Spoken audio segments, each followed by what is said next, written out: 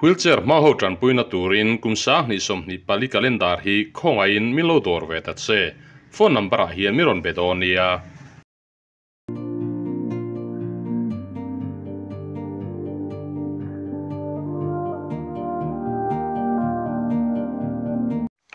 clear tu te chivele vekule ole tun truma chuan kumsa ni som pangan ti chua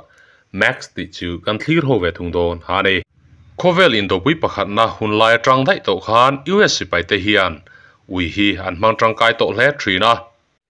Iraq le Afghanistan in do na po khan ui sang thum chuang zet mai chu tang kai takin alo chor to thin ani chung si pai te na an chor zinga ui pakhat chu a minga Max Sanwa tuna po hian Max chuan US pai te chu Afghanistan a mun pail chuan a hnunga chuna ron zuya chuti lain an thopu chuan apa chu Maxa case ka eng tin ngia tia zot re chuan Maxa bom chu a hral tak dei thu a hrila in chunga chuan Max chu a riek ve thei to don ti a soi zui tuna chuan Max chu an chung ko zinga mi ang takin a om ve to don ani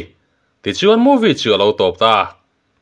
clear tu te a top thia lo thlir zo vai ka lo me lo dam ula lo hrisel ula film na ren in mule kan tum donia